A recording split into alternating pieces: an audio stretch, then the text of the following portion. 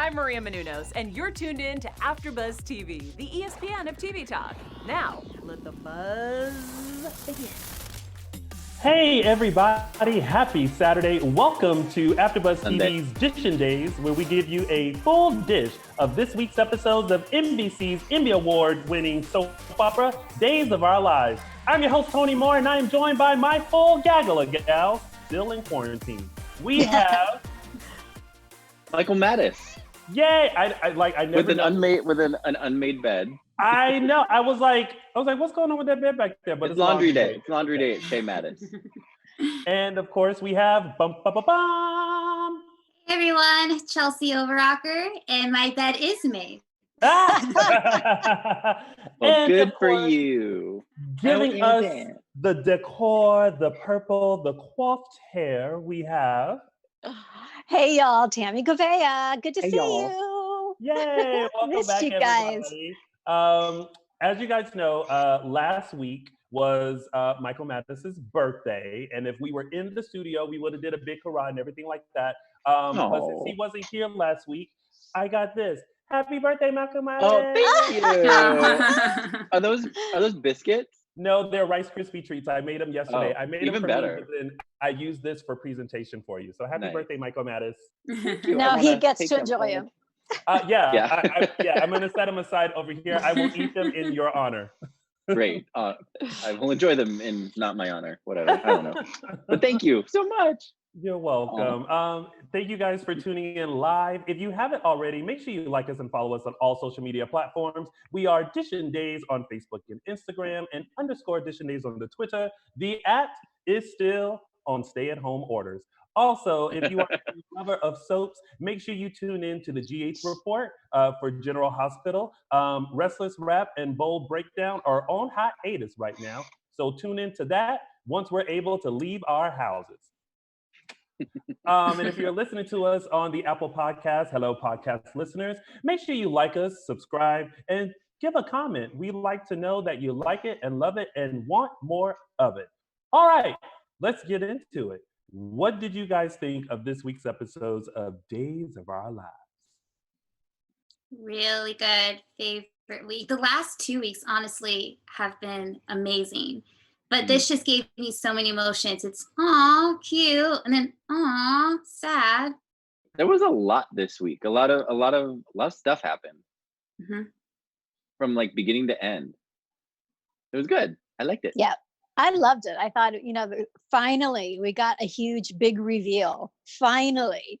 Yeah. We had to wait until Friday, but amen. Mm-hmm. Thank you. And it just, I don't know if it, to me, well, we can talk about it. It just kind of came out of nowhere. It was like, oh, no build up. Just like Zoey was just like, this is what happened. Like, yeah. Which is how I felt about Kristen leaving. To me, it was like, it's like all week it was kind of like, So that's how I thought. I thought this week was great. I thought it gave us some information that we had wanted to know but didn't know that we were going to get. So you were just kind of like, we're getting it now, and so you kind of leaned in. But I thought it was a great week. So I feel like we should break it on down. And before we break it down, you guys make sure you stay tuned to our quarantine segment with Miss Stacy Haiduk. She's going to be joining us for the full hour. And you definitely want to stick around because what she doesn't know is that there are other people joining us as well. She might know now. She's tuning in. She might know now. I know. I was gonna say. You guys make sure you stick around as we celebrate Stacy. All right, are you guys ready? It's now time to start Dishin Days. We were off on that one. Bum, bum. Oh my God! Look how tiny this is. What she said. Oh. What happened? I dropped it. Butterfingers. All right, so let's start things off with the first really major storyline. Sarah, Kristen, Rachel, Brady, Xander, Eric, Nicole, Rex, and Victor. First off, can I start off by saying, why would no one untie Rex? Like, why did everyone want Rex to stay tied up? Like, the neighbor didn't help Rex. Sarah didn't help Rex. Kristen did not help Rex. I was like, at what point are they going to let this poor boy out of these restraints? I was and at one point, Rex was like, can you untie me? Because she was sitting there asking all these questions. She's asking him all these questions, and he's still sitting there bound. And he's like, can you untie me? Like, but Kristen was like, no, I got some questions. I don't know what shenanigans are going on here in this pair's apartment. So I got some questions, and then I'll untie you. Yeah, exactly. But what? Like, I think some fans felt like Rex was kind of pointless in this, but I thought he was beneficial. He served a purpose. Yeah, because he's the one that like inadvertently, I guess, led everyone to Paris where she was and to find her. So there had to be that element of how are they going to find her, and that was the purpose Rex served. He was the link, and so exactly the link that could never get untied. The tangled link. Yeah. And I like too at the end though when he's protective over Sarah, saying, "Look, she's been through enough," and I think that still makes a good friendship between Rex and Sarah that we got to see. Yeah, but I'm sorry, I really wanted to give Xander a hug. Like, first off, he had to endure that long flight with Brady, which, by the way, I was shocked that Brady lasted that long and didn't like slap him, punch him, kick him. The only thing he did was like destroy his phone. Destroyed his phone. With his grunge rock, playing like music or whatever. But like, and he was like, "You lucky I don't punch your face." I was like, "Oh, why not? Like, you even did a lot. Like, you gonna sit this whole flight and not do nothing?" Brady has matured. He's above the physical violence, I guess. Mm-hmm. So kudos. Not like if Eric was on the flight. Imagine listening to that for. He did that at the end of the week. Oh yeah, he sure did. I was like, oh Lord, here we go. Oh it's so funny when he did it. I didn't even hear Greg Bond. I heard.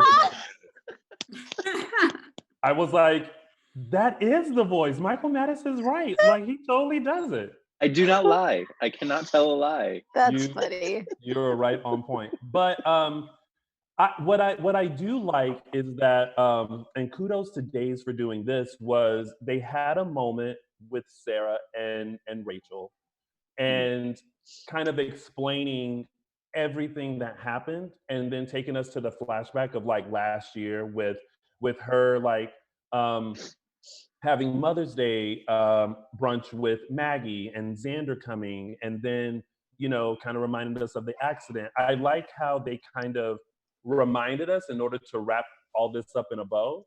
And then when Kristen came, kudos to Kristen, because she was so level-headed and not like, give my baby, because I feel like that's where she should have been by then. Right. Kristen really showed a lot of restraint and what's the word? I feel like you just used it. Composure. Very good. Mm-hmm. And instead of going Kristen, instead of going her default, she appealed to Sarah as a mother. Mm-hmm. And I thought that was very, very good that they didn't have Kristen just, go stab Sarah in the heart or something like that. It was a very poignant scene. It's probably one of my favorites of the week. I mean, we have to give it up to Lindsay, because her performance was shattering. It was so good. It was so good. Yeah. And you can feel sorry for her too. But with Kristen, I do like the growth that we definitely seen with this character. That's why it's so hard to say goodbye to her, because there is still a story there. I didn't feel like goodbye. It didn't feel like a goodbye. Yeah. It's like, later. Really, after all of this? Yeah, really. Exactly. Like, this is how it's going to go down? But I mean, she has a point. She can't go back to Salem, or she's going to get. And that's something I didn't think of. They could have. They would have figured something out. True, but yeah, and then I was like, wait, so then it wasn't even like a gradual like. It wasn't even like a gradual thing. It was just like she decides to not go back to Salem, and then she's gone. It was like it was on Tuesday. It was on Tuesday. I was expecting it like, okay, well, this will probably start going down on Thursday, and then Friday will be Like Tuesday. Give Brady a little time with the baby too. Brady, I felt so bad for him. Oh, my poor God. Brady. Yeah. Brady had time to hold Rachel, and then she was like, "You realize I can't go back to Salem, right?" So, and you know, they went through that whole. They had the conversation about it. He couldn't stay there. I guess. Well, he couldn't stay on the run with her because On the run it's with aiding her. and abetting, and then she, you know, and she first he wanted to go, but then she reminded him that like you're aiding and abetting. What about Tate? Like you have to think about Tate. So it's like you can't come with me. You gotta go. So I'm gonna take Rachel. Thank you for helping me make her. Gotta go. Gotta go. So, but bye. Sarah was so devastated. And then when Xander was like, Sarah, and he, like, picture it. Paris, 2021, because you know they're a year ahead. Brady comes in, sees Kristen. They have that loving moment, right? Xander runs in shortly after, looks at Sarah. Sarah's a mess and is kind of like, and then just beelines it like, I don't love you like that. Well, Brady and I was like, oh, like, y'all supposed to have a loving moment too. Like, oh, there's my baby. But she was like, and just like. I was kind of hoping, here's how I would, like the Sarah and Kristen scene was nearly perfect. But I was kind of hoping that Brady and Xander would have come into this scene a little bit sooner so that they could have seen, and we saw their reaction to Sarah handing the baby over, and maybe for a split moment, Sarah would let Xander comfort her, and then maybe she would snap out of it and run away. Yeah. But the fact that they came in after the handoff, I was like, oh, that was kind of a miss. I don't know, a missed opportunity. I think it was just a moment for them. I think it was just a moment. The two mothers. Yes, for Kristen and Sarah to just have this moment of like, I understand what you're going through because, and I appreciate for a year you have done everything for my baby. But know that for a year, I've been mourning your baby. You know what I mean? So it's kind of like, God. When she said that, Sarah just cracked. Yeah. She cracked. And it's kind of like, you know, they had to have that moment of connection. And I think that was the person that was going to make Sarah understand that she can't hold on to Rachel because Rachel is not Lindsay. It's not Nikki. Yep. So I'm glad they had that moment. I'm glad the exchange happened. I'm glad it wasn't in the middle of that because I think it would have took us out of this moment that the show was trying to create, which was a great moment between them, between two mothers who had this situation both happen to them and, you know, inadvertently had the feelings that the one or the other was supposed to have. So we needed that moment. So can I just be like logistically confused because she just took Sarah's tickets and left with those tickets, the train tickets. Like, can you do that? Okay. Tony purchases the tickets. I know you can't. And I can just take them. Yeah. I know you can't do it with airline tickets, but I don't know how train tickets work. But remember, back in the apartment, I think Rex was talking to someone like Brady or Xander, and they were trying to figure out where Sarah went with the baby. They ruled out the airport because with the airport, you have to like give your name and passengers and all that stuff. With the train ticket, you just buy it and go. Like they don't need your name, you just need your ticket. So it's almost like a subway kind of ticket. You just pay for it and now you've got the ticket and you can just, because I always see it on the train, you know, you've got this conductor going up and down the aisles checking names and stuff. So I just got confused for a second. That's it's always tickets and then you like got my ticket. Got my ticket. Yeah. So I think that's how that worked. All right. But when Brady got back to Salem,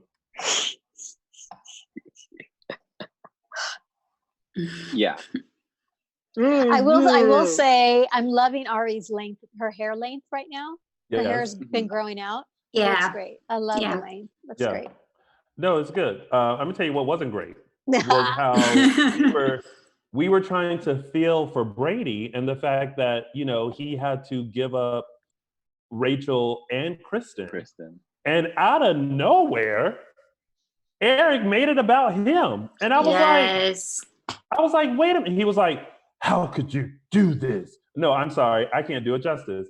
Michael Please, Matters. Michael.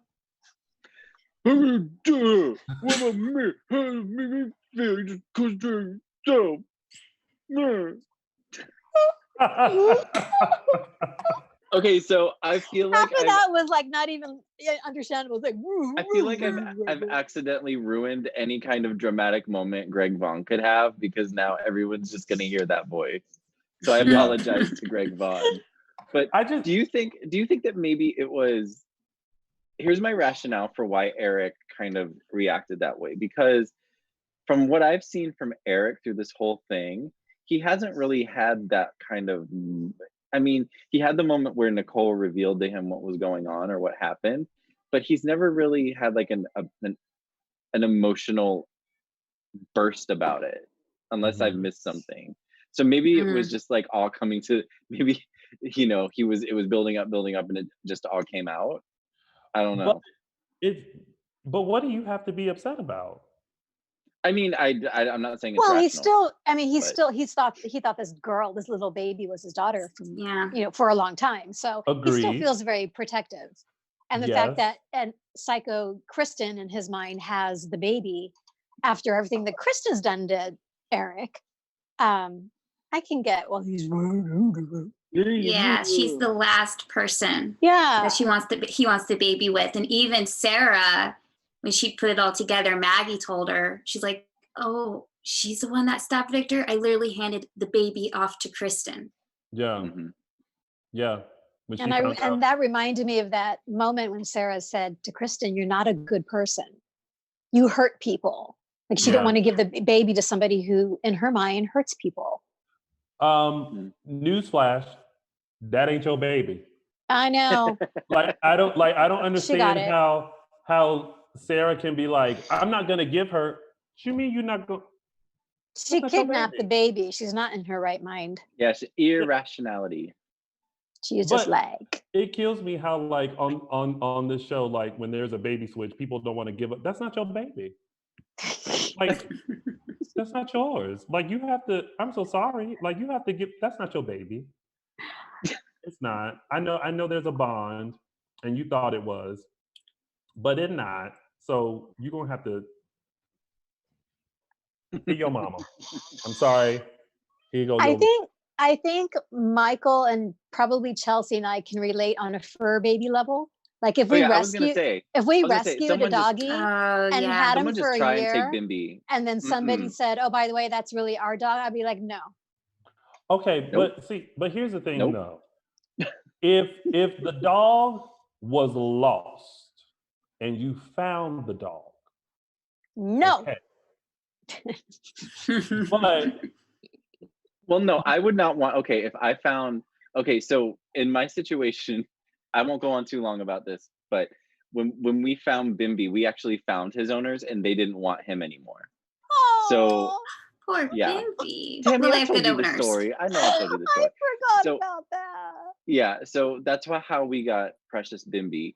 But there was always that thought of like, what if they change their minds and now they know who I am, they know how to get in touch with me, and you know, I wouldn't react very well. Well, not to get off topic, but with fur babies, there's actually a Hallmark movie about this where the owners end up co-sharing it. Anyway, that's a whole different story. I think though, with Eric, he thought maybe he could still be in Rachel's life, maybe just as an uncle, or he didn't have to give her up completely. Be a part of her life. Exactly, in some way. And that's where his frustration was coming from. Yeah. Okay. Well, I think also he just expected to still see the baby. And now, exactly. Now it's like that baby's gone. Okay, so fine. You can be a little upset, but you ain't got to be all that upset. It's Eric. I mean, it's very aligned with Eric's personality. So yeah. Someone in the chat said I underestimate the bond, especially over cancer. No, I don't underestimate the bond, and I know that yes, in this situation, it is hard just to give up. Like it's not as easy as I just said. Like, oh, it's your baby, here you go. But at the same time, it's kind of like it's not your baby. So like you guys work something out. You know, either yes, I'll still be in their life, or we'll figure it out or whatever. But like you can't make decisions for a baby that's not yours. Yeah. That's all. I think, that's all. And I think it's even more exasperated that it's Kristen. Yeah, of course. Yeah, makes it even more difficult. So yeah. Yeah. Well, but I like that Nicole was there, for Brady. She was his, she's still his friend. Yeah. I like that, and their relationship has definitely become more of a friendship where I think we look at them and go, we're good with this. Like we're good that. Yeah. Like we're not pushing for any sort of relationship. No. So, no. That's good. Oh, hi, Bimby. Bimby's wearing a shirt. Speaking of Bimby. What's he wearing? What's he wearing? He's wearing a Trader Joe's Hawaiian shirt. He's got skin allergies and he's itchy, so we have to keep him covered so he won't. All right, so that was it with that storyline, right? Yep. I think so. Yes. All right, let's truck it right along to our. And we didn't talk about Victor. Was there anything about Victor in that particular storyline? He got his just mail. With him and Xander towards the end of the week. Yeah, and that's it. Okay. Xander brought him his mail. Yeah. Yeah. But there's more details of that in another storyline. Okay. Yeah. Then we have Evan, Christian, Chris, Orpheus, Zoey, Maggie, Rafe, and Marlena and John. So the verdict is in. Evan, Christian, Chris is going to jail for 20. Is it 22 or 20? 20 years. 20 years. 20 years. He is off to jail. That was quick too. Like that just was like, well, to me at least. Because they dragged out that whole storyline, and all of a sudden it's like, boop. You're in jail for 20 years. Yeah. You know what was really quick though? The recast of Zoey. Seriously? I was like, what happened? Yeah. It was a moment where so bummed. You didn't like so I think someone tweeted that like compared this to the Dr. Shaw one. I don't bad. know. That wasn't that bad. It was kind of like, you really want us to be okay, girl.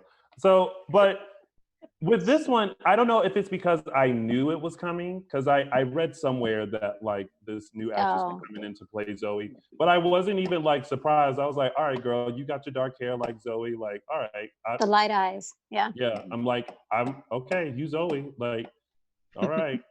Although and this is no shade to the actress that is currently playing Zoey, but I liked the previous Zoey, the last week Zoey. Yeah, she was cool. Yeah, but she great. A lot of people thought. I think the reason they had to switch her is because she had another show. So she apparently a lot of people like her. So yeah, she's got a huge following from General Hospital. So I thought she was great. I thought the dynamic between her and I believe the actor's name that plays Orpheus is George, I think, and Brock. Like I thought their chemistry was great. You believe that they were a family, yeah. Yeah. And this new girl's good though. No, she's good. Yeah, she's good. It was a shock. Yeah. It was just kind of like. And there was no. The role of Zoey will now be played by. I missed that. Did you guys like that when they did that? I missed that. Or the scroll they used to do. On it. They were like, whatever. Yeah. They used to do the lower third. I remember when they switched Austin's, and Austin, what's his name, came out of the shower. Austin Peck. Yeah, and they had at the bottom, the role of Austin Reed will now be played by Austin. And I was like, okay. He was like, Carrie. I'm like, this is who they got? Okay. Let's see. I love Austin Peck. Austin Peck is he's cool. Yeah, I like Austin Peck. But so that verdict is in. We finally know the secret that happened. Oh gosh. Okay. It had nothing to do with Summer. We were like so convinced it has to do with Summer. So basically, the secret that Orpheus and Evan, Christian, Chris had was that the plan was to, because they were low on money, kidnap Maggie and hold her for ransom. What had happened was they caused the car accident and then made it look like Maggie did it. And that and I loved when they did the flashback when Maggie's just kind of toying with the vodka. And then Orpheus comes behind her with the chloroformed handkerchief. She gets knocked out. I'm like, oh my God, this is horrible. Oh my God. How do we feel about this? How did you guys feel about the secret and this explanation of what really happened a year ago on Mother's Day? I like it. I liked how it turned out. I didn't expect it. I thought it would be something different that Orpheus and Kristen were hiding. But overall, I thought it was a great way for the writers to bring that in. Yeah. I feel like this wasn't the original plan for that story. Something tells me, like, everyone thought Summer was involved. And I've always felt like there was a point for them bringing Summer back. Otherwise, it was just kind of like, huh? Why'd they do that? And so if Summer's not involved, then there's still that, like, why did that happen? You know what I mean? Throw us for a loop. Is that the term? Yeah. Yeah, maybe just, or like it was a smoke and mirrors kind of thing where they wanted to throw us off. Maybe this was the original plan. They wanted to throw us off the track by putting Summer in there. Yeah. But I just was like, oh, I don't know. It hasn't landed for me yet. Let me put it that way. I'll accept it, but I'm like, oh, okay. I think because everyone's like, what does Summer have to do with it? And I've said this from the beginning. Summer was the catalyst that started everything. Like, she came over and had this whole ordeal with Maggie that got Maggie to think about drinking. So we thought, oh, she went into a drunken stupor and then was like, oh, Sarah's having a baby, and then got in a car and drove drunk. So she was kind of the catalyst.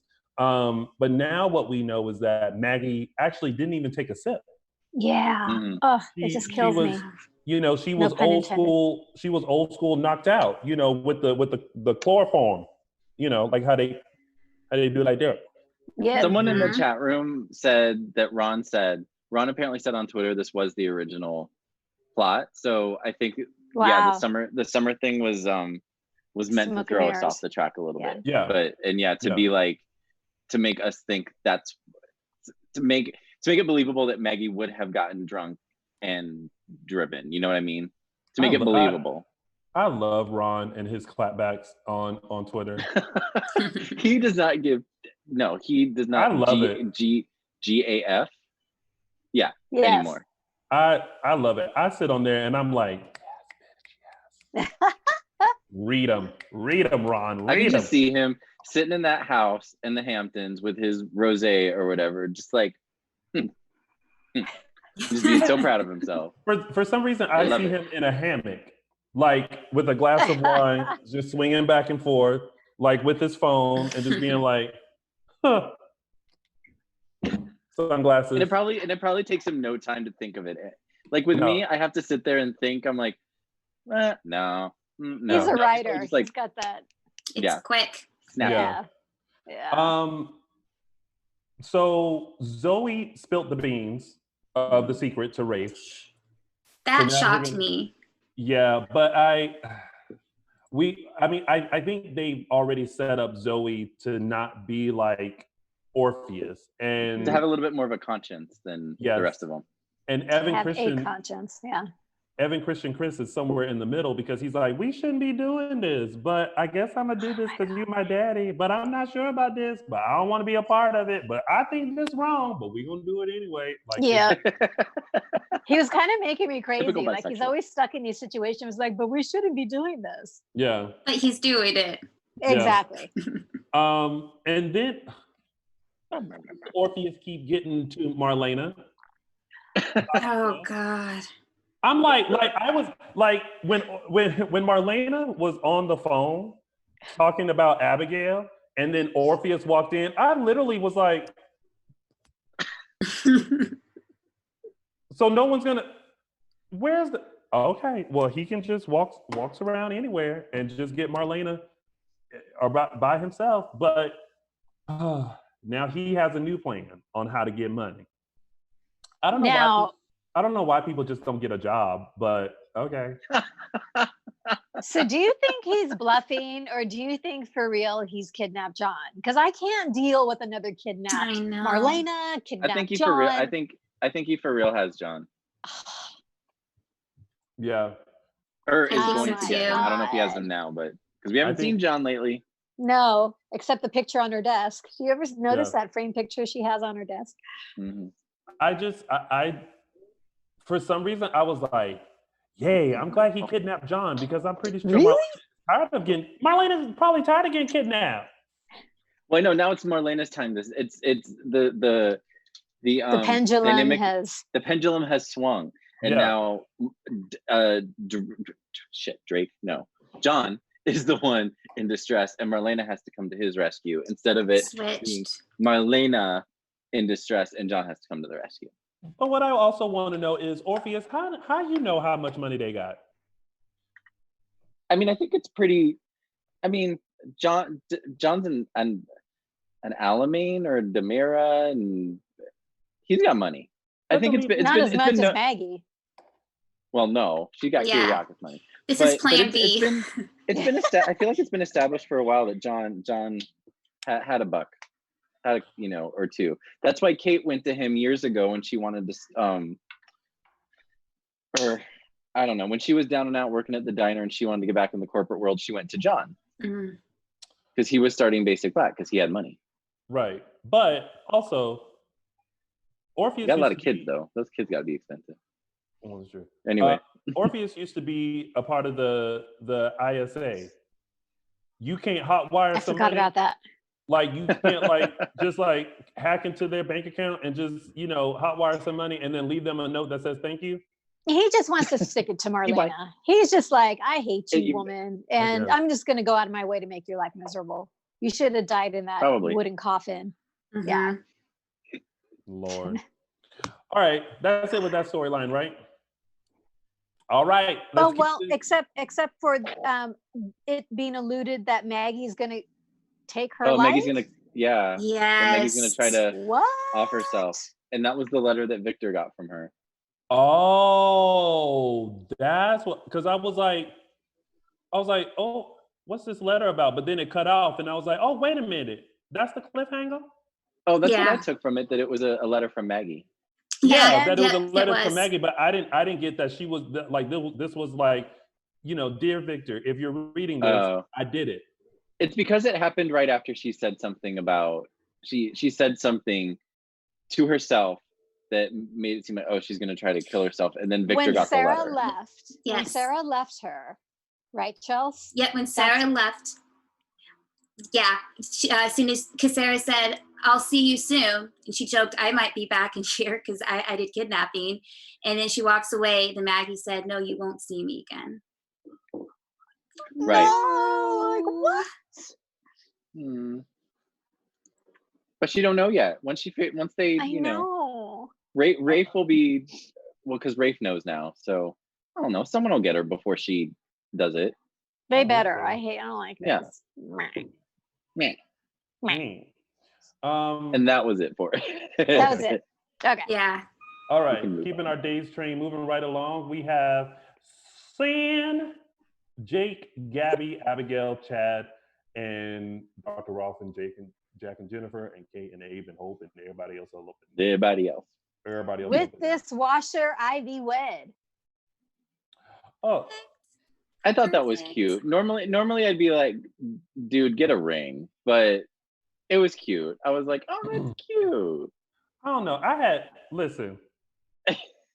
I know you want a ring. I know it would have been unacceptable to you, Tony. Well, even if it was Robert Scott Wilson. Right. And speaking of, the shirt scene. Yes. Can we just take a moment for the shirt scene? I was like, and how he did it all slowly and right. And like every ab was more defined than the other. He was flexing. I was like, listen here, you writers, don't keep writing in these thirst traps into the show and doing it all slow and stuff. I ain't see no bruise because I was looking. I saw the bruise. Yeah, it was on the side. It was on the side, yeah. Sorry, where were you looking? I was looking at the second ab from the top. Everywhere else. You're looking somewhere else. But okay, like I thought the whole proposal was cute. The Chinese food, the first date, the fortune cookie. And then when he was like, I couldn't afford to buy a ring, I was like, you know what? It's not the size of the diamond. It's just coming from you. And then when it was a washer, I was like, you couldn't have welded some gold around it or like, you know, like make it look like something like, you know. Or get like one of those candy rings that you like do one of those. Absolutely. No, but this came from her dad's bike. Exactly. How much more special can that be? But that's like, okay, see, y'all are all like, yes. But what I need him to do is like take the washer from his dad's motorcycle, right? Go get some like gold, you know, and like make it look like something. And because to me, someone who doesn't know about cars and stuff, it looked like he was working on the bike and said, I'm gonna use this to propose to, and like rinsed it under some water. Well, and my thought was like, did he replace the washer on the bike? I should hope so. Is that bike safe to drive? I thought that too. I was like, because bikes don't have extra washers. Like there's now literally one missing. So. Well, again, I don't know about bikes and how important washers are and what parts and what phalanges need to go where on a bike. So I don't know. But that was my first thought was like, is that bike still safe to drive? I'm sure he made it extra safe for his Ciara. But okay, Chelsea. I'm just saying, but I do love the washer as the ring.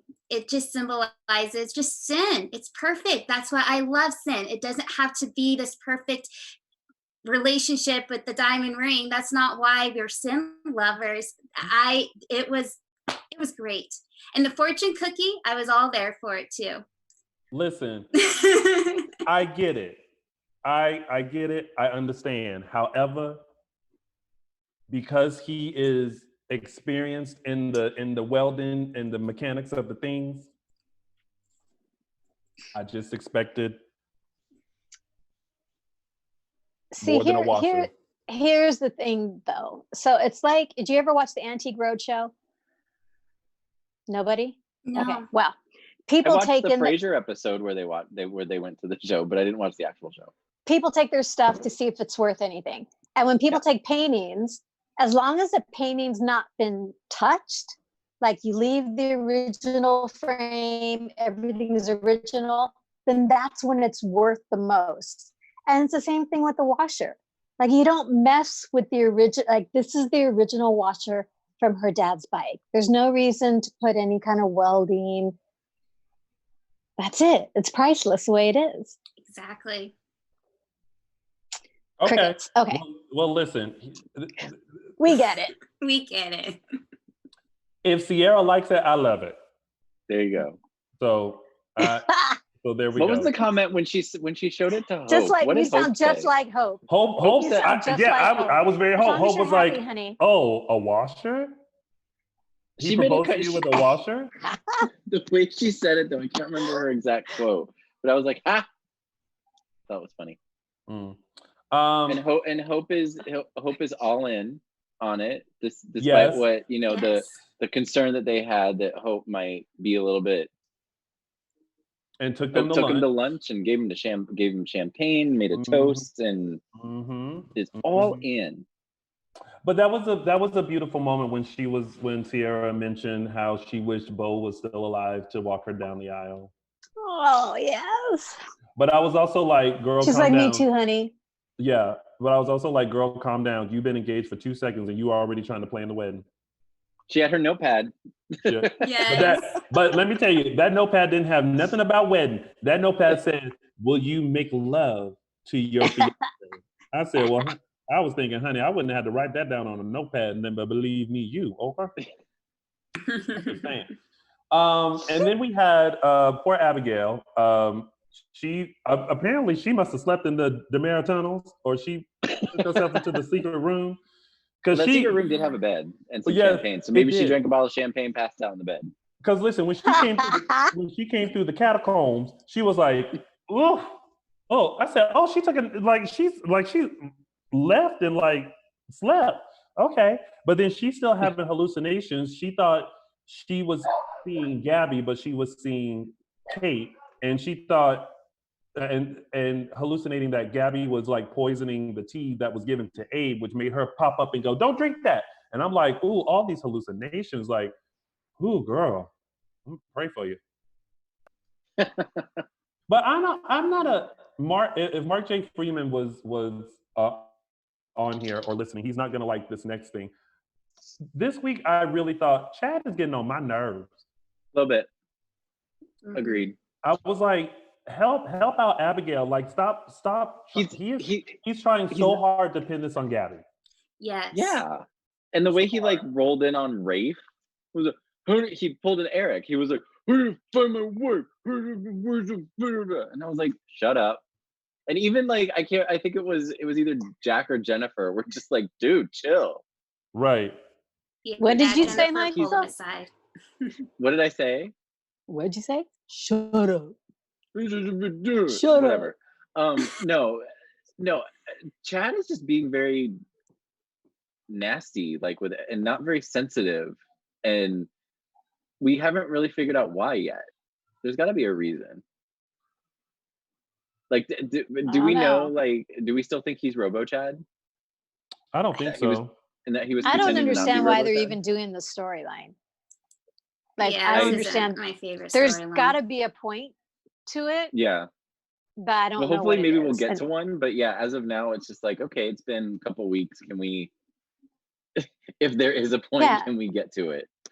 Yeah. Can we wrap this up? And that's what I think about that. Then we got to see Dr. Rolf. Yes. I love seeing Dr. Rolf. I love that Gabby is really trying to figure out this whole Jake Stefan thing. I still think it's Jake. I do too. I don't think it's Stefan. I don't think it's Stefan. Dr. Ralph, lied. You shady man. So it's saline solution, right? It's not like a real serum. Well, I don't know what it is. See, that part I didn't know. I just assumed he was lying because he basically told Gabby that yes, that was Stefan. And he said it too quick. He said it too exactly quick for me. Like there was no like someone like that beats around the bush. He just said, "Yeah, it's him. Go get the stuff. Yeah, exactly. Now get me out of jail." I was like, oh. So I'm like, okay, he's lying about that, and yeah, he's using Gabby's he's using Gabby's, whatever, to his advantage because like, okay, she told her where the serum was. Now she's going to try to help him get out of jail, but now that's not going to happen. Right. And then, Gabby got the serum, went over, tried to stick it to Jake, but Ben said nope, and then went and took it to the hospital and was like, "Check this out." And then here comes Chad. What was that? I was like, "Where you come from?" I was like, where, like, what? But I like how Ben was very level-headed with Chad and like, I don't know what it is. Gabby tried to like stick that with Jake, but I'm having to test it. Calm down. Don't assume anything. Calm down. We gonna wait. Simmer down. Simmer down now. So, so yeah, and then during the hallucinations, she thought she was seeing Ben. Orpheus. So she was seeing everybody. Gabby, she saw Orpheus, but shout out to Brandon during his hallucination Stefan moment. Everybody else was just like menacing, and he was like, and I was like, you are playing this well, sir. Kudos to you. Kudos to you, sir. All right, and that's it with that storyline, right? Yeah. Well, Kate and Abe. Is Abe going to give her the job? Oh, yeah. There's that whole thing. Like, Abe, who else? Well, you know what? I know. I said kudos to Kate for calling his office and asking how he likes his coffee. Abe was like, that's a bit creepy. I'm like, I see it as efficient. Taking initiative. Exactly. She wants to prove herself. There you go. I did have to laugh when Abigail thought Kate was Gabby, and Abe looks at Abigail and was like, "No, it's Kate. Kate wouldn't hurt anybody. I was like, she's no. Yeah. I just had to laugh far. because I'm like, didn't she try to kill Chloe and she tried to kill Victor and a couple other things that, you know, it just made me giggle. Like, Kate wouldn't hurt anybody. I'm like, okay. Okay. Y'all must not know Kate. Yeah. All right. So that's it with that storyline. But before we move on to some tidbits, we got a little bit of business brought to you by the Purple People Eater. Tammy, go there. Oh. Hey, y'all. Just want to thank you for making AfterBuzz TV the ESPN of TV talk. Now, if you are tuning in to the show, hit that little like button, hit the subscribe button. We want you to share this show with all of your friends and all your girlfriends and all your boyfriends and husbands and wives and all that good stuff. Because we love what we do. We're thankful that we get to be able to do this every week with everyone. Thank you for your support and share the news. Share the news? The news. For some reason, I felt like you were like Paul Revere. Share the news. Everybody. The Yankees are coming. Extra. This announcement brought to you by the kind folks here at AfterBuzz TV. All right, let's get into some tidbits. So our first tidbit is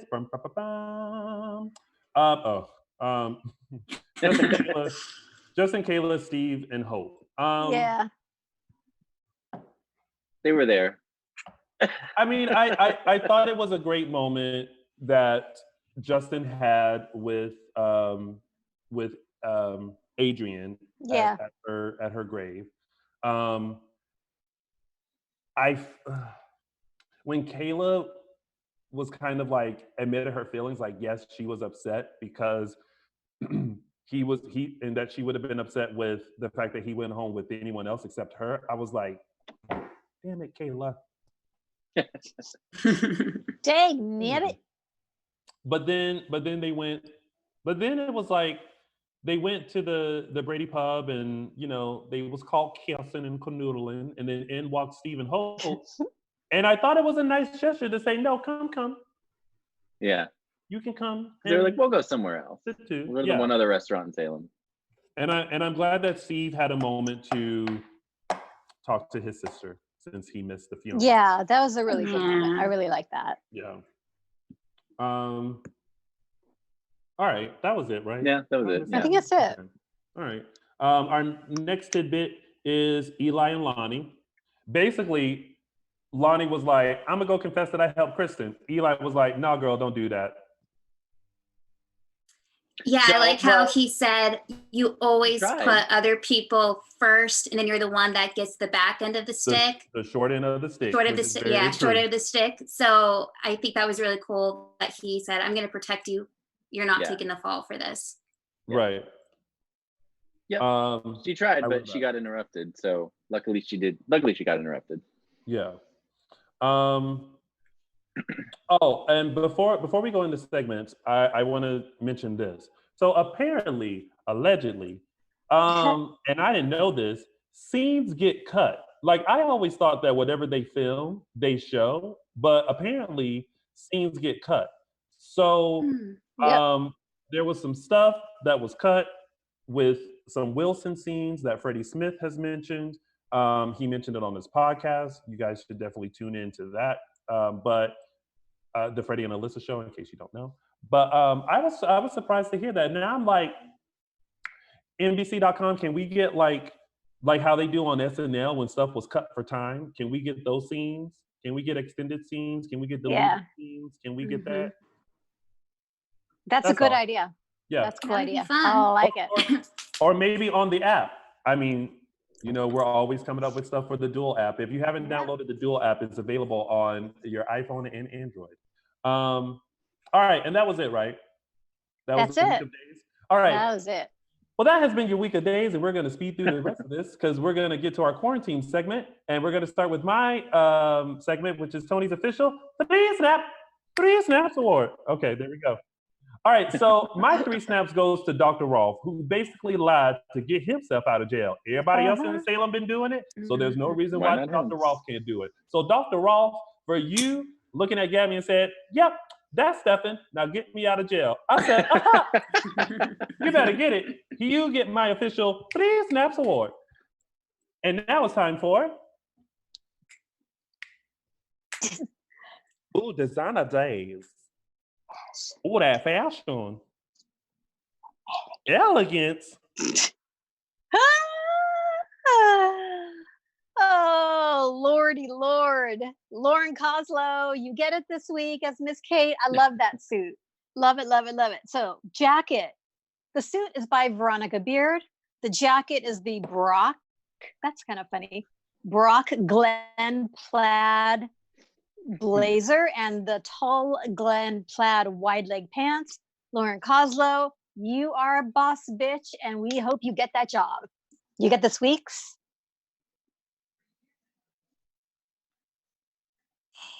designer day. And now it's time for we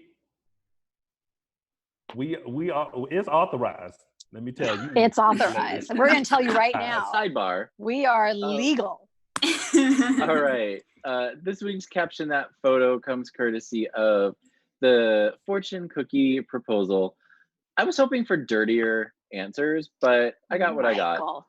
So this week's caption goes to Nichols Evans fan on Twitter with their caption, "Weird. It says get rid of old ties and watch your back, girl." Boo. Okay. Boo. Oh, y'all are Shady Sundays. Boo. Shady. Well, that has been funny. And now it's time for Ooh, Hey, why? It's like, aww. All right, lots of ahs this week. This actually was a hard one to choose from, but I could not give it to our Cinners. So we finally have Ciara and Ben engaged. We've been waiting for this. I thought it was perfect. Ben, will you marry me? Ciara, of course I'll marry you. No, I'm so sorry. She read it. She said, will you marry me? Ben, of course I'll marry you. The question is, will you marry me? I love how they spun that around. So Cinners, you get this all moment. I also have a second one. We have to give it to Brady and Kristen too.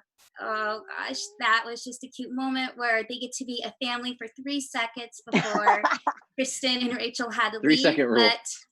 3-second rule. But those are my ahs for the week.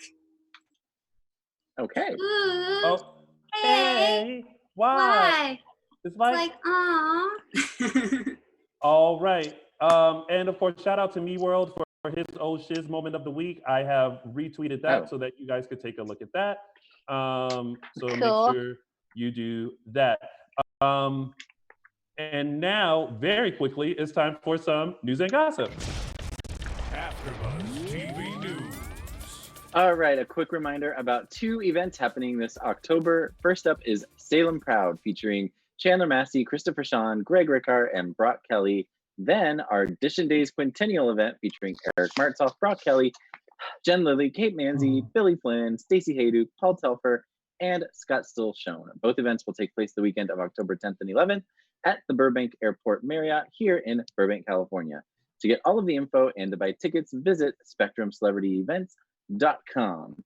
And our resident den mother, James Lott Jr., has a ton of soapy goodness coming up this week on his shows. First up, you can catch his interview with our stepsister, Mark J. Freeman. And tomorrow, catch him with Jen Lilly on James's When Hope Calls after show. Then James will chat with multiple soap alum Vincent Arizari. And on May 19th, James chats with Miranda Wilson, who Days fans might remember as Megan Hathaway DeMira. You can catch all of this, plus many other of James's interviews by heading over to YouTube, searching JLJ Media or The Super Organizer. And lastly, on another event note, Starstruck Fan Events, We Didn't Start the Fire in Rhode Island, featuring Victoria Konefal, Rob Wilson, Kate Manzi, Billy Flynn, Eric Martzoff, Judy Evans, and Matthew Ashford has been rescheduled from June to September 5th and 6th, Labor Day weekend. All of the info for that and to buy tickets, go to starstruckfanevents.com or follow Starstruck Fans 2 on the Twitter. And that's it. And that has been your news and gossip. And now it's time for us to give you a sneak peek as to what is going to happen next week on Days of Our Lives.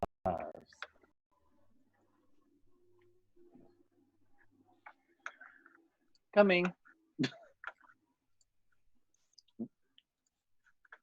Ryan, 3, 2, 1.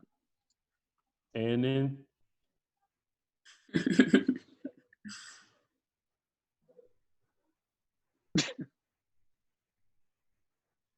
oh, what? I know. What? Huh. Oh. Who is he naked with? It went too fast. Sarah.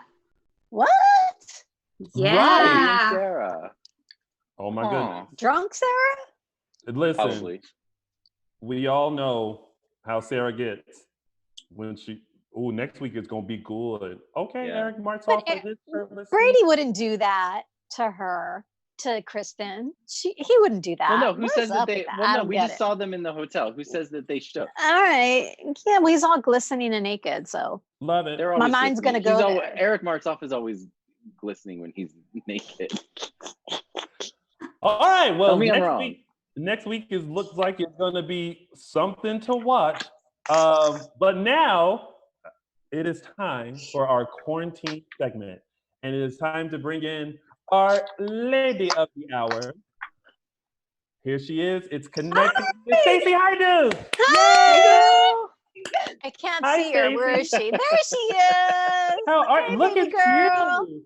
You look great. Your hair's all curly and stuff. Yeah. It looks great. The two-tone here. Well, Stacy, we were very sad to see Kristen get on a train this week, and midnight train to maybe Georgia, maybe not. Georgia. To Georgia, maybe. Yeah. So we wanted to have a chance. Normally we just do like a quarantine check-in, but we also felt like we wanted to kind of have a chance to talk about storylines and your time on Days, but we can't do it alone. Okay. So we have special guest number one to come in and talk about it with you. Oh, I love this. Your partner in crime. Oh, geez. I think he's. Which one? She's saying which one? Oh, there he is. Mr. Paul Telfer. Hello. Hey, love, how you doing? Hi, Mwah. So Look at everybody's lovely homes. I know. Look at your lovely home. You have some fancy artwork back there. Yeah. No, I can't take credit for it. This is all Carmen's doing. Anything that looks pretty in this house is because Carmen put it there. But I love that. I remember that room from last time. It was like the Back to the Future Galaxy room. Well, we have that. That's the other room that's set up right now for a self-tape audition that we'll be doing as soon as I finish visiting with you all.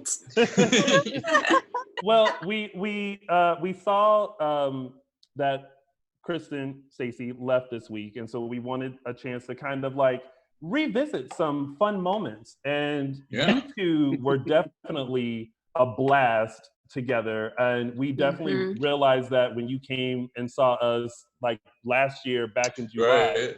That was a great show.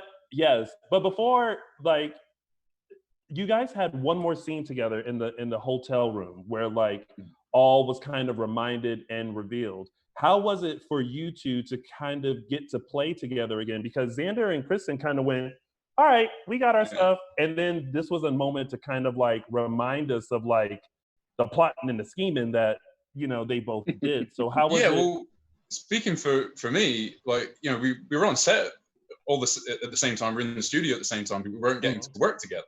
So Stacy and I had done so much together. To all of a sudden, have our storylines, divert, and we're still all part of the same big storyline, but we weren't getting scenes. But we still rehearse together because, Stacy and I still run lines with each other just to rehearse. Even if it's stuff that we're not in. Say it's not a Xander scene, I'll still help her with her Brady scenes and vice versa. Yeah.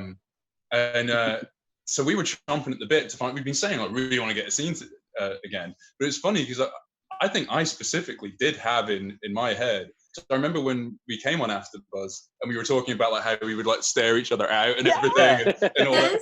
So we had all that in our heads come into it, but also, you know, just personally, selfishly, Xander had been just apologizing to everybody all the time, sincerely, and he'd been through all this stuff, and it just been so like miserable and kind of, oh, poor Xander, you know, oh, woe is me all the time. So to finally get in the room with somebody who he doesn't have to apologize to, because she's been doing all this evil shit too, and she doesn't have a leg to stand on. And it's like, it was nice to be back on like a level of like parity with somebody where I could just be like, finally just be old Xander and just let rip and hit back. Because with everybody else, you just had to take it. You know, just like, yeah, you're right, I'm terrible. You know. Stacy, was that slap in the script, or was it like? No, actually, about the clawing and the. There was not one slap in that script, and I looked at Paul. I said, "Kristen is not going to sit, stand way and just take it. She's going to kick the shit out of you." And I was asking Paul, I'm like, "Look, I don't know when and where." I said, "But are you okay with me hitting you?" And he's like, "Yeah." Well, I love it. and so it just and he did something in that scene, and they didn't do it on his. It wasn't on him, but he stuck his tongue out at me. I'll never forget it, because my slap was such a pansy ass slap the first time, and then he did that, and then he's like, "Come on," and it was just like, "Well, fine, then I'll get a few." Like, give me what you got. Yeah. I mean, it was one of those times where the way we make the show was actually in our benefit, if you know what I mean, because we knew we could just kind of let rip because we're basically shooting it live, and the things that maybe in rehearsal they would have been like, "Hey, maybe don't put your fingers in his mouth," or whatever it was that happened. Like, it's too late. Like, you shot it, and they all loved it. And also, but also because those lingering glances that we do at the end of our like scene fragments that we do on the show. Sometimes the scene hasn't really resolved, but you're still there in a moment with somebody, which is very unnatural. Most people don't do that in real life. They don't stand and stare at each other at the end of a sentence and then wait for the other person. So, that space had to be filled, and luckily Stacy filled it with violence. So. Hey, you were right there, baby. Because we were like, she got a couple of good slaps, and she was like, no, and I was like, I was like, keep them coming. Yeah, I was like, she really went for it, but like a combination. Like I felt like she was like, and I was like, oh, well, that would be a lot, but it was great to see like that dynamic again, and I think for a moment, at least for me, I forgot like, oh, Xander and Kristen, like when Kristen came back and when Xander came back, they were working together. It was almost a moment that we forgot about that, and I totally forgot about way back. Yeah, and I even forgot about the attempt to steal Sarah's baby, right? To put it in Kristen, and I was like, ooh, but then I was like, Xander is tattletelling this week, like he done told Maggie what done happened. He's not loyal. No, and then I was like, oh, he is just telling it all. I was like, note to self, don't tell Xander nothing. Exactly. At all. What did you two love about working with each other? Because like the chemistry was just like amazing. Well, again, I mean, I don't mean to interrupt, but like, I'm visiting, so I'm just going to compliment Stacy as much as possible. But I just, Stacy is alive. Do you know what I mean? When you're working with her, it's a very tricky setup that we have at work. I know I always talk about it, but it is. It's a particularly tricky way to act, and the pace of it and the speed of it, and it really does reward people that are either like mega prepared and can just like rattle out dialogue no problem, or people that like are just totally in the moment, and so everything they do is still going to be like true and right, even if they're not totally sure what they're going to say next. And luckily, Stacy and I rehearse a lot, so you get the best of both worlds, where you have somebody who's totally alive in the moment, plus she knows her lines. It's great. How did you guys get, just, was it all organic? You guys, obviously when another actor is saying, "Is it okay if I hit you?" and you just say, "Yeah, sure." There's obviously a level of trust build up there. Yeah, and That just that just came organically for you guys, or how do you work at that? And also, Stacey's very tactile, so you have to. Also, anytime I can be, and I'm always wanting to wrestle the other person anyways down to the ground, because you know, English language is not my first language. And the dialogue is always so much, but with Paul and we've always, I think from the very beginning, we've always had that trust and that built in that, and I think that's a lot. This kind of acting is so different compared to nighttime or doing a film, because you have time to rehearse, you have time to do everything, you have time to kind of plan things out. Whereas in the soap world, it's here's all this dialogue, and they give you direction, but in my mind, it's the character that you're playing and the person opposite you, as long as they're right there with you, like Paul and I have been from the very beginning. We supported each other. We care about the craft, and we want to play. And in just having it just be standing and talking, sometimes I'm physical, so I use that to help me through the lines as well, because sometimes just learning a line over and over again doesn't help me. So I have to do it through almost like a dance. It's a dance for me. And like you're at the desk now, I'm saying this, I'm walking to the window. Oh, that reminds me. Yeah, for sure. Yeah. I mean, that helps everybody to structure it that way, but particularly for you, because you like to prowl around the set and dig your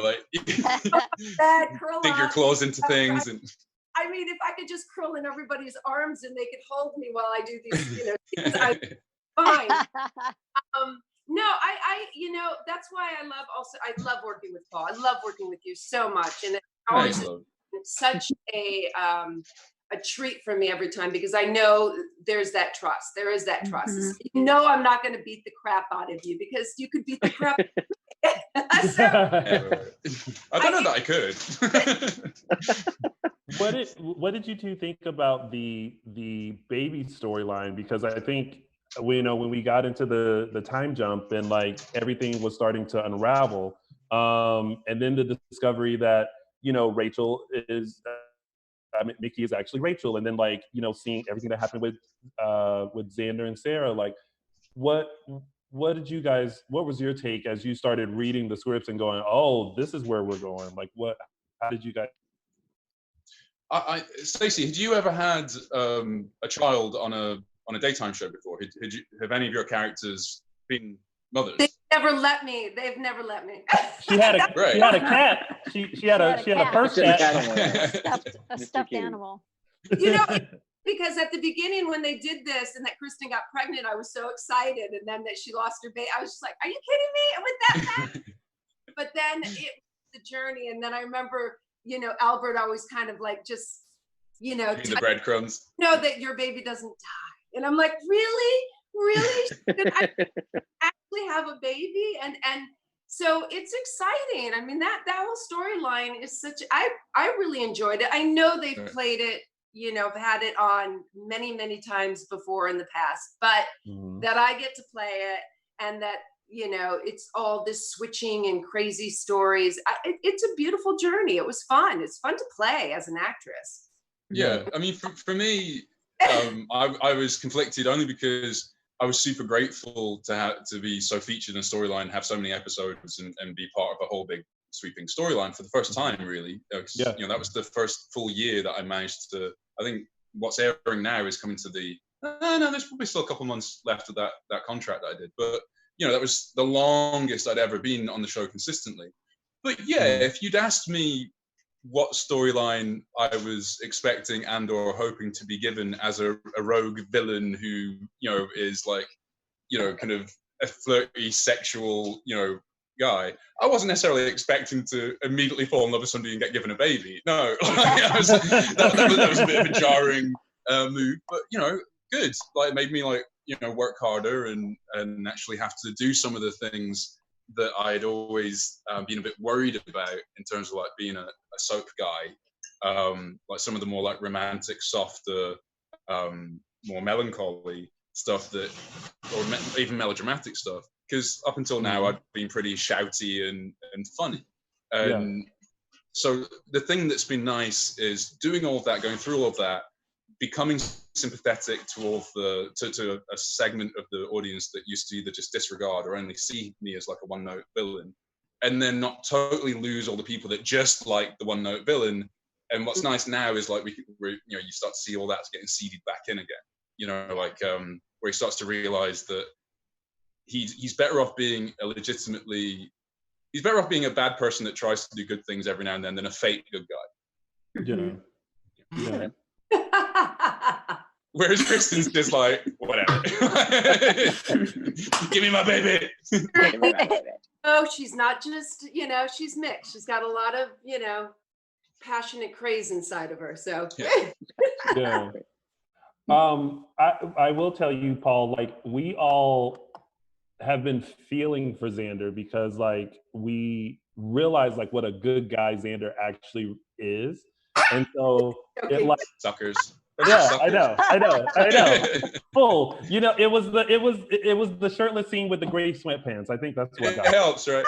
Yeah. I tell you what, it is crazy because I watch some of the stuff, and when I watch, I'm like, I can't believe anybody A likes Xander or B is rooting for him to be with Ciara because he's just. I know they're cute together, but he's like looking in her face and just lying right to her, like lying right in her eyes. Yeah. And and then when I was playing it, I'm like, I'm lying to you. I was like sinister. But then you see it in the thing, and it's like, well, in context, he seems kind of sweet, and so I get why it works. But I tend to respect the viewers very often that are just like, that guy is terrible. I'm like, I get where they're coming from. I never feel the need to defend Xander. I mean, I'll sometimes feel the need to defend my performance, if I'm like, maybe I suck. But I'll never defend Xander because he's awful. But well, I guess that was my job because a couple weeks ago, as we were talking about the storyline, I was like, but he did it for Maggie, so I kind of understand why. Yeah. I mean, he shouldn't have, but like, I get it. So like, maybe it was the motivation. It's that we know his motivation. His intent. The act was sinister. The intent was right. Yeah. So okay, Victor. Kristen, was her intent okay as well? And what competition stage? At what point? Well, he took a little knife and Victor deserved that. Yeah. Again, long overdue. Yeah, it was one of those things we were like, I get why she went over to that house. Totally. Like, the knife was there, and like, I actually compared it to the Hope and Stefano scene when Hope like where she shoots Stefano. him. Yeah, I was kind of like, here's Kristen, who like has always wanted a baby, been tortured always by wanted him. His family. Yeah, and like here he comes in, mighty Victor, and like did all this stuff. So of course she was gonna have that rage, and when she saw the knife in the charcuterie plate, she was just like, "Dank." Yeah. So I was like, about it afterwards. Yeah. So I was like, I get it. Like, Yeah. I think we were all just kind of like, well. As long as there's a little sympathy on my side as well, not just Xander. Yeah. Sure. Totally. We're totally team Kristen. Sympathy. Oh yeah. No, there definitely is, because it's like Kristen tries to be good. I mean, look, she went all the way to a nun school and like a nun school. And became a nun and saw the light and all that. But you keep pushing her, she gonna shank you. That's just what's gonna happen. Yeah. And honestly, Stacy, when Kristen and Ciara finally had the confrontation with the baby, we really didn't know if Kristen was just going to go full throttle, give me my baby, or I will kick you in the face. Yeah. But you weren't. You were like very compassionate, very stoic, and very composed. Yes. So we appreciated that those choices. Thank you. And we see the growth of the character. And that's what we love about Kristen. We didn't know. That's why we love this character, because we don't know what to expect. But really, when it comes to Rachel, we see that compassion in her. She is. She loves that little baby. Yeah. And she what Sarah's gone through. I mean, she really gets it. But she, as a mother, goes, I would have liked to have had all those, issues and problems. Yes. And, and so it was, I think, I remember that day very well because I know that Sarah, Lindsay, just, she had to mow. And sometimes when you're acting, I know that I did one of those scenes twice because I screwed up a line and I was emotional, but then it was just like I found another place to go with it because she's so emotional and I wanted to almost be the mother and to take care of her as well. And I know Lindsay, when we had a break, she just looked at me and she says, will you just hold me? And I grabbed each other's arms for like 5 minutes and then they said, okay, we got to go, guys. And I'm like, okay, but when you're in those moments and because your body doesn't know the difference of acting, because when you're going through any emotional, any frustration, any anger, any of that stuff, as an actress, you're still putting your body through that journey and that hurt and that pain. And you're bringing up a lot of past memories and present moments. So it gets hard. And sometimes you just need that physical touch to know that, everything's okay, Ground you. Yes, it is. It's a very grounding. I think that's why I'm so physical as an actress, because it does ground me a lot. And some people don't need to do it. So but it's beautiful. It was beautiful. I really was so thrilled to have those moments with her because she and I always cross paths and we had, I think, one little scene together. But that was such a special time for us to have. Both of us, I think, felt that same way. Yeah. No. Well, Paul, we're gonna bid you adieu right now. Continue on with having me, guys. So great to see all your faces, especially you, Stacy. Hope you're all doing great. You all look great. Yeah, well, you look like you're doing great, and you're more than a chauffeur. You are a soap star, sir. Oh, I don't know about that. Opinions vary, but I appreciate you guys. Cheers. Of course. Have fun. Cheers. Bye. Thank you for coming in, Paul. Bye. Awkward Zoom ending. Hold on. I know. I feel like I'm doing that memory lane thing where you go down memory lane. Yes, this is your life. Well, Stacy, I know that when we first met you, I know that I was the one that said, I don't know about this Kristen, and then you won me over.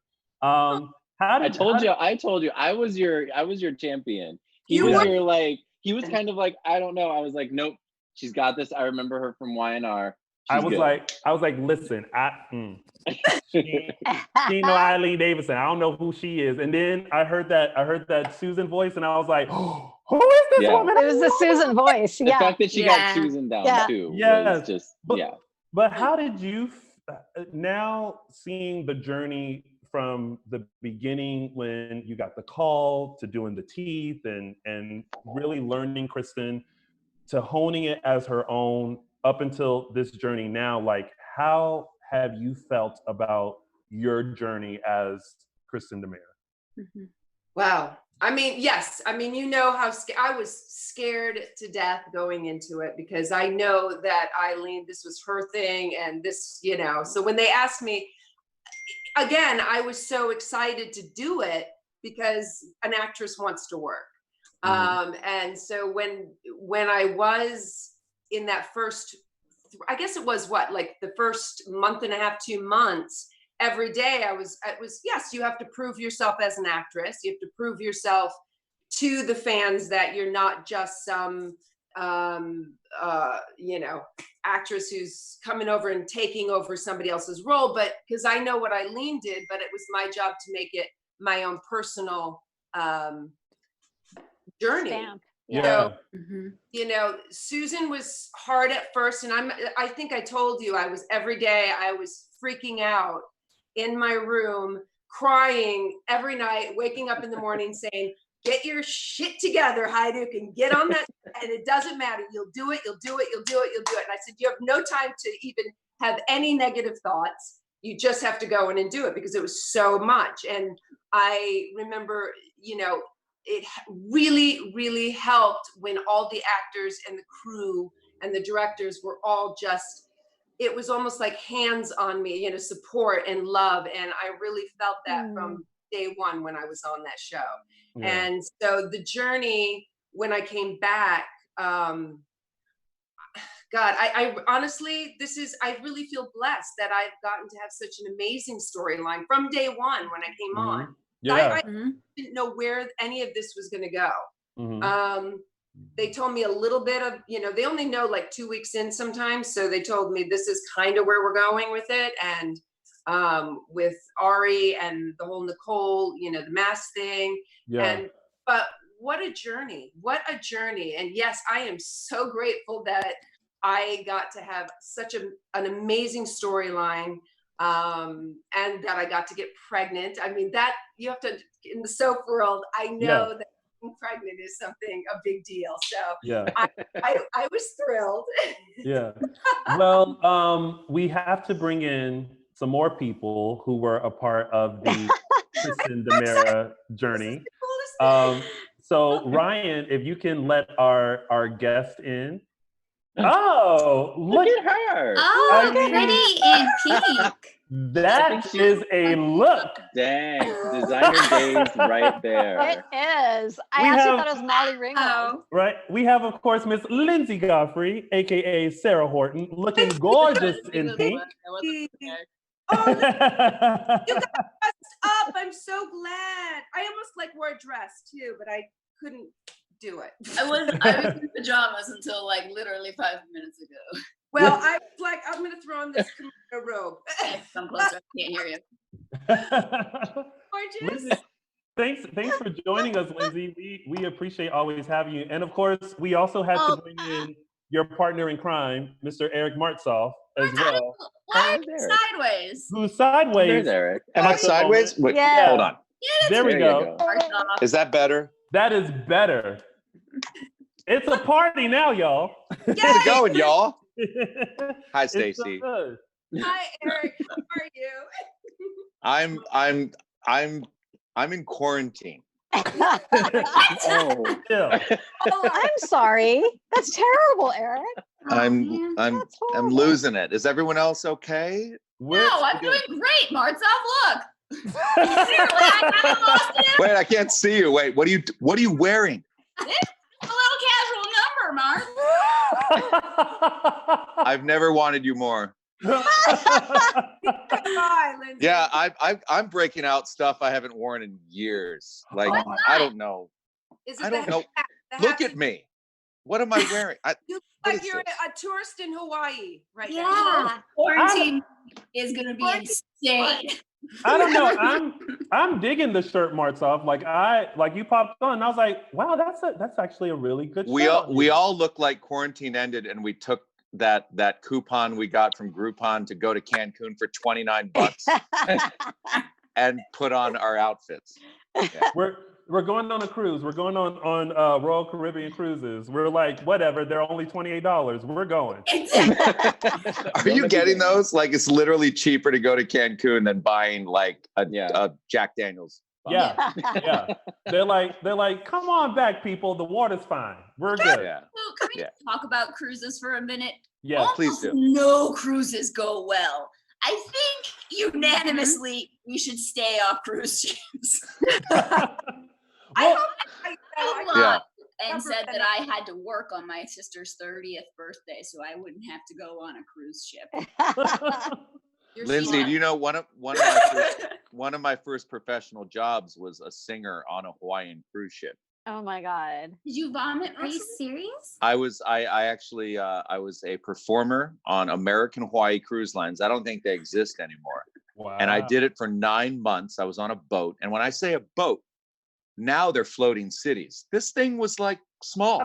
It was the size of a tugboat. And I was out there for a long time. Wow. And I don't need to cruise ever again in my life. I grew up on boats. My mom put on fishing tournaments for a living, and I'm like, no. I've had my share. I'm not going on a big boat with a bunch of other people. Well, the last time I was on a cruise, Eric, you were there. We did the event on the cruise ship that one year. The daytime soap thing. Yeah, well, I've been on 3 soap cruises. Was that Rock the Soap with Bob Guinea? Or no, that was this was the DCE one with Stacy. Yeah. I had a great time. Like, we had a wonderful time. I was living my life. I was eating at buffets, and I was attending events. But Tony, I think that's the beauty of you. And forgive me, I see Stacy, I see Lindsay in my screen right now. But I'm looking at all these people, and we could have a good time anywhere. It's just geography. Yeah. It doesn't matter whether you're in Hawaii or Peoria or Burbank, California. Peoria. The party is where the people are at. It doesn't matter where. Right people, though. You got to remember the right. Yes. This is true. Listen, give me a Beyonce song, and I'm good. Please don't give him a Beyonce. No, don't give him a Beyonce. Nicole, come on. He does a great job with Beyonce. Thank you, Martsoff. Listen, Martsoff has seen it since the beginning, so it's gotten better through the years too. Thank really you. Has. Thank you. I got a little. There's nothing little That's about Michael it. Jackson, Stace. Beyonce. All I know is I can't even do it. But I know. There we go. Chelsea. Lindsay got it. You look so pretty right now. That your lighting is so good. Look at you and your hair. Like you're not in quarantine. You're ready to do like a photo shoot. Oh no, I have been quarantined, but thank you so much. You're so sweet. She has a fan behind her computer. Yes, my fan is blowing it all. I've always she went on Amazon, got like 24 ring lights. I always feel like Beyonce missed her opportunity in selling personalized Beyonce fans. I totally would have bought one. I would have bought a Beyonce fan. Yeah. I mean, listen, my Beyonce fan. My hair doesn't move, but I would have put on something for it to catch some sort of wind. Let's talk about that hair, Tony. Look at that going on. I mean, listen, like it is. Yeah. We are doing a complete kid and play over here. Like you're 2 weeks from kid. Yeah. Yeah. Like was it play or was it kid that had which one? Kid had it. Okay. Well, back to some stuff. So this week, you guys were great this week and on days. Like the storyline has like hit I don't want to say like the end, but like climax. Yeah. There you go. That's good. That's a good one. I knew I could count on Martsoff. Climax. It's my favorite word. What was it like for you all with this storyline and like getting a chance to like work together and all this? Like what was it like for you all in this journey of this baby storyline? Well, maybe Lindsay should talk first, and she got the accolade of Performer of the Week, didn't she? I believe. Oh, I mean, Lindsay, you like we have loved all variations of Sarah. We have loved regular Sarah. We have loved drunk Sarah. Sarah. We have loved I'm kidnapping your baby Sarah. We have loved I can't stand Xander Sarah. We have loved whatever, just jump in the bed with me Sarah. Like we love all forms of Sarah. And this week, like yeah, I mean, I think well, initially we didn't know where it was gonna go, and I knew that there was a big twist, and so I started fishing, and I guessed it, which I was very excited about. But I was, slowly as things happened after Sarah had the baby with the kidnapping, and then the baby immediately got cancer, and then it was like the baby. So it was kind of one of those things where I knew it was about to get way, way, way bigger and way more intense. This outfit is so ridiculous to be talking to you guys. No, it's gorgeous. By the way, I love purely for the gag of it, and now I've realized that I have to do the rest of the interview in it. No, it was just for the opening gag, and now I have to do the rest of it. But yeah, like welcome to Dishin Days where we welcome it. Yeah. Anyway, but yeah, so there, I knew it was going to get very, very, very, very big and very, very, very, very heavy, and it was. And in the middle of it, I was like, it was, you know, we were filming all the time, and you're crying constantly, and it's not little crying, it's big crying, and then you're a mom on top of it, so then you relate to the fact of how devastating this thing would be. And in the middle of filming those Paris apartment Rex and Sarah's scenes, I took a red eye to DC and spoke on a panel. Oh, I remember that. NARAL's 50th anniversary, like about, you know, abortion rights and abortion freedoms and light topics. You know, and then took a red eye back and then back to work. Jeez. There is just like, oh my God. When we did those scenes in the station, it was such a release, and also it was so hard for Stacy and I mean, I can't speak for Stacy, but I think I can a little bit. It's so hard for Stacy and I to not be this with each other. So I think a lot of that crying is wanting your friend to comfort you and standing right in front of your friend, and you can't hug each other.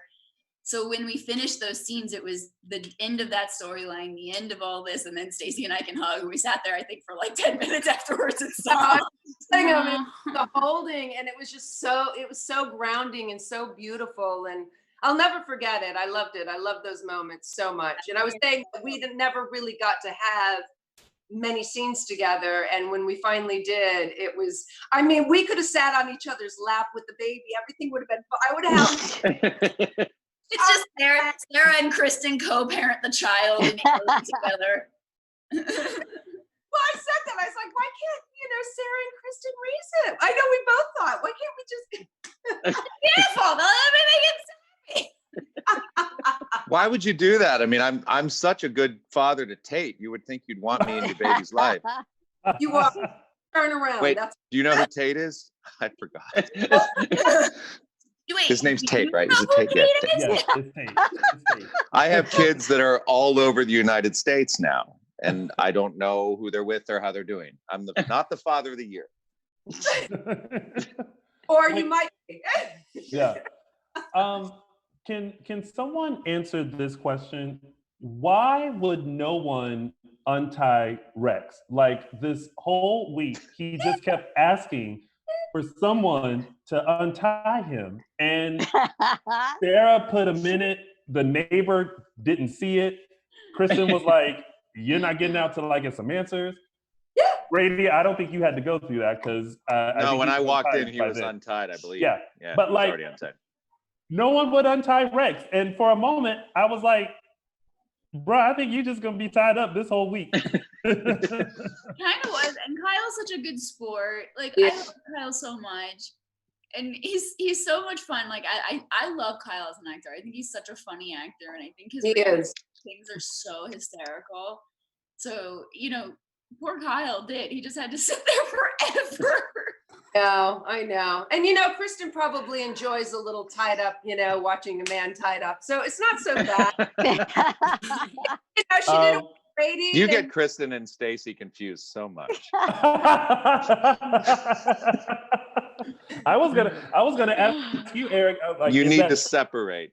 Okay, I'm sorry. What, Tony? I was gonna ask. Is that true? Does Kristen like for her men to be tied up? Kristen is a dominant figure. I think there's no debating that.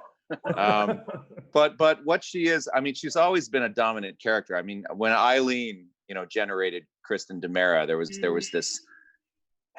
was this toughness and this take no shit kind of thing about Kristen that I think we were drawn to. But in the past couple of weeks, I think Stacy's thrown a whole another layer of icing on the Kristen cake, which is this.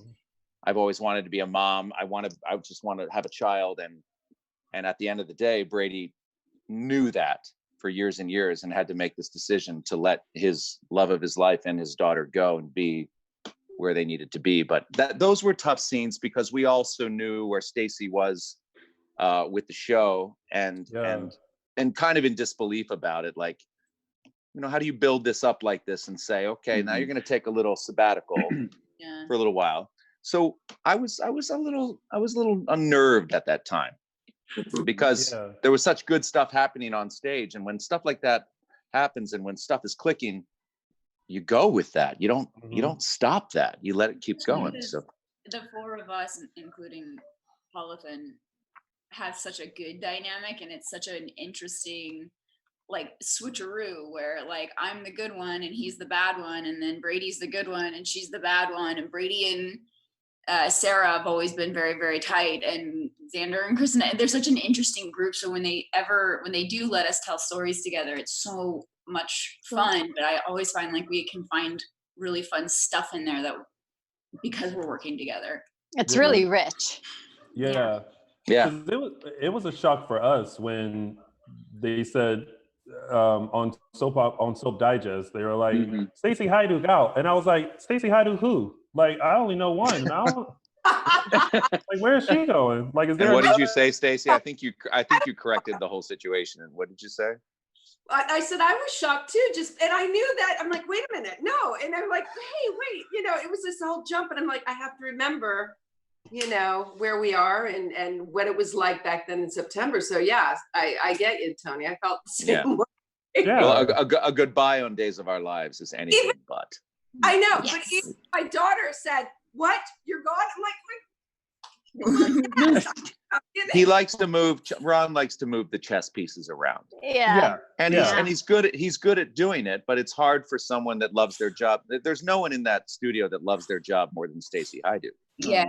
She just comes in with so much like, she's got a work ethic like nothing I've ever seen before. So you want someone like that to work. I would just lay a sleeping bag there and just hang out and just say, screw my family and just, here's my new family. You're not allowed to do that, Stacy, but that's very sweet.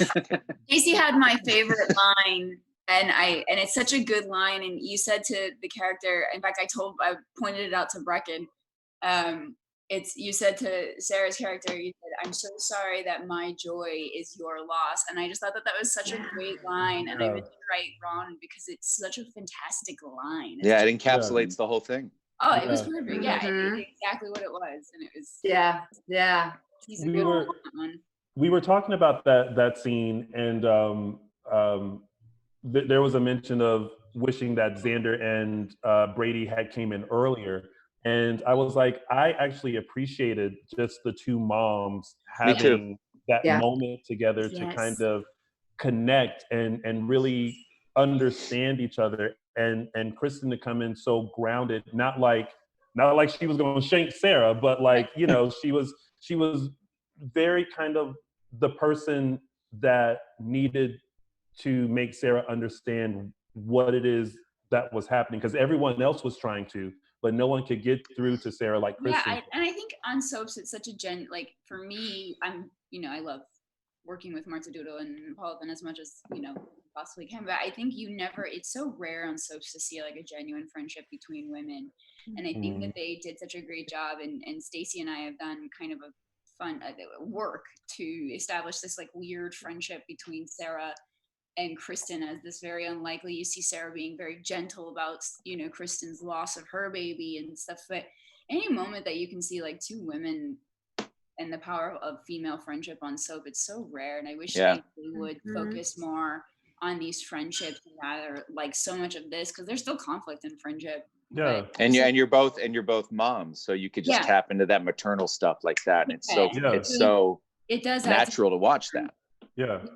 I remember on Passions when I had a son, and his name was get this originality, Little Ethan.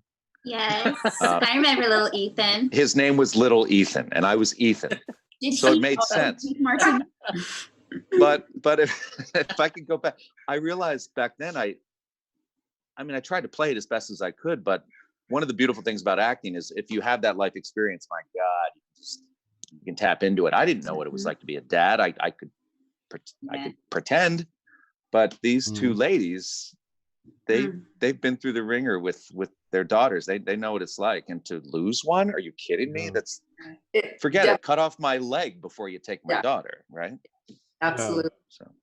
And I like that we did get to see Lonnie and Kristen, have that friendship. Because I thought when they both were, I keep calling it nun school. It's not nun school.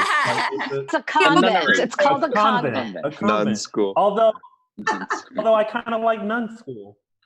I may go with that. But where they built that friendship at the convent, and then it was like when they got back to Salem. Wait, what? Oh, you froze up. Did I froze? You did. Yeah. Am I moving now? Yes. You're moving now. You're good. You're good. Okay. I missed something. What did you say, Lindsay? Oh, I didn't say anything. Oh. Passing bit. But it was just great to see this friendship with Lonnie and Kristen, and then see how it played out at the end with her like understanding again as a mom how she was feeling about going after her child and helping her get through it. So yeah, I love those scenes with Lonnie. I always do. I loved working with Sal so much. I was so thrilled that. What happened? Does Lindsay not think she's in the frame? She's trying to be coy about it. Camera. No, it's the way she's on camera. Are you making a costume change? Here we go. I suck at my television doesn't like. I've ever sat in this chair. I have to be honest with you. When Stacy, when you mentioned like how you would want a sleeping bag like on set, I suddenly pictured like after Days show with Stacy Haiduk and Lindsay Godfrey. Like I would completely I love watch it. that.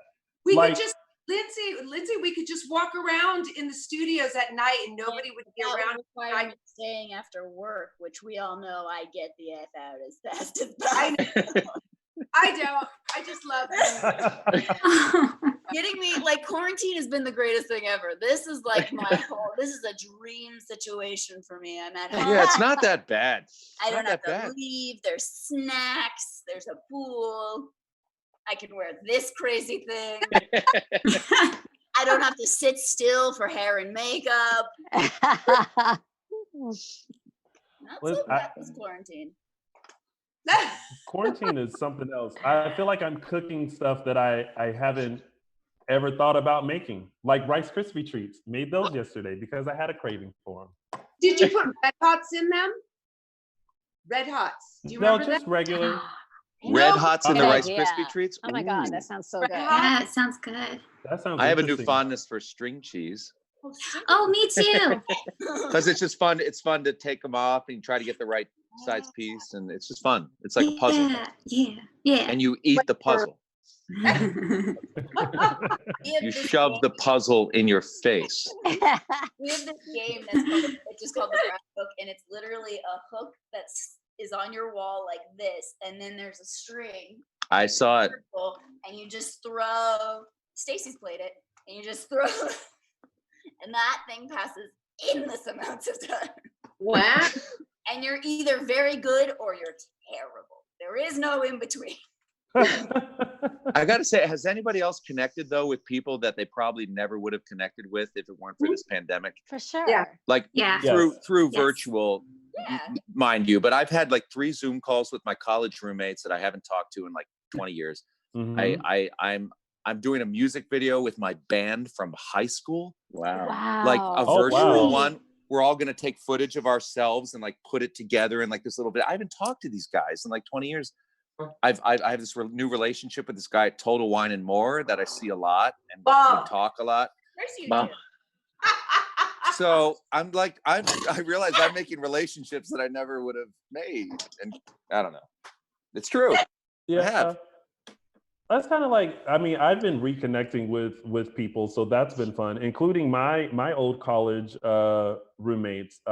We do our virtual happy hour like every other Friday, and it's been nice just to kind of get back together and talk and remember all of the shenanigans we used to do. We never would have had a passion. Did you see we had a passions reunion a couple days ago? ago. I saw that. Oh, that thing was full. I looked at the screen. I was like 98% of the cast showed up for that sucker. That's crazy. Like, everyone was there, and it was terrific. Passions terrific. One of the only soaps that Passions in Days a bit. When my sister was pregnant with my nephew, she came and stayed with us for the summer and was taking care of me, and we would watch Passions.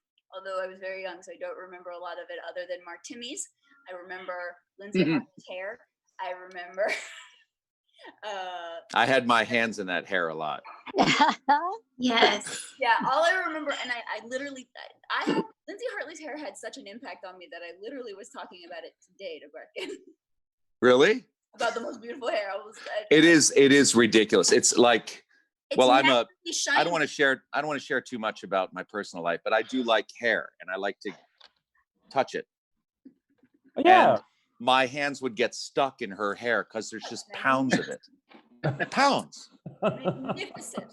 And I would, but she was like, no, keep your hands in there. It's fine. Like all right, now I'm saying too much. It's only because she didn't want to have to go through the process of cutting your hands out. Yes. Like, I think I got out all the loose ends or whatever. I think she was appreciative. Whatever I was doing helped.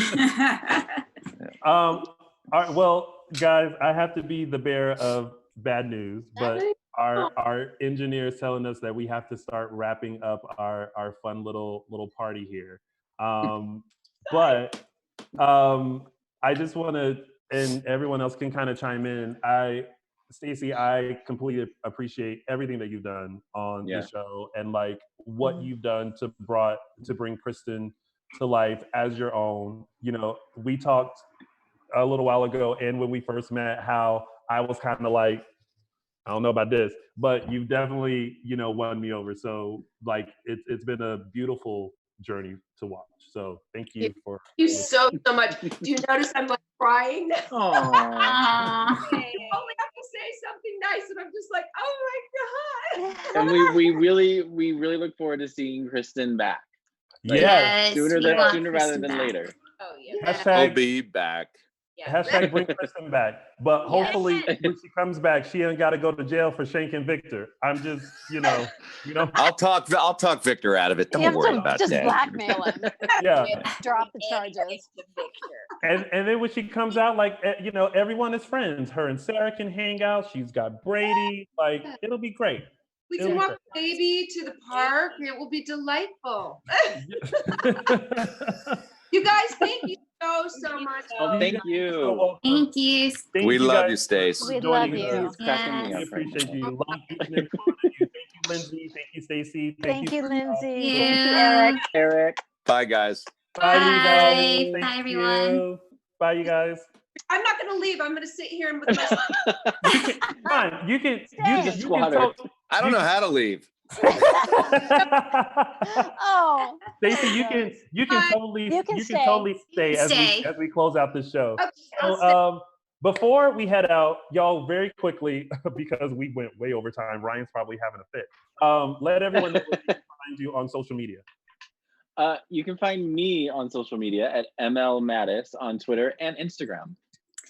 And you can find me on Instagram at Chelsea Overocker and on Twitter at Chels Overocker. You can find me on Twitter at Tammy Govea and Insta Tammy.Govea. Stacy Haiduk, where can they keep up with you? Just give me a call, man. Go on Instagram and look at Stacy _Haiduk and you'll figure it out. And of course, you guys can find all of us on Dishin Days on Facebook and Instagram and _Dishin Days on the Twitter. And you can find Little Old Chocolate Me on all social media platforms at Lounging with Tony. I want to take the time to thank Paul Telfer, Lindsay Godfrey, Eric Martzoff, and of course, the very talented and beautiful Stacy Haiduk for joining us today. We appreciate each and every one of you guys. Thank you all so much for tuning in, and we will see you next week for another full recap of your favorite soap opera, Days of Our Lives. Bye, everybody. Bye. Our founder, Kevin Undergaro, and me, Maria Menounos, would like to thank you for tuning in to AfterBuzz TV.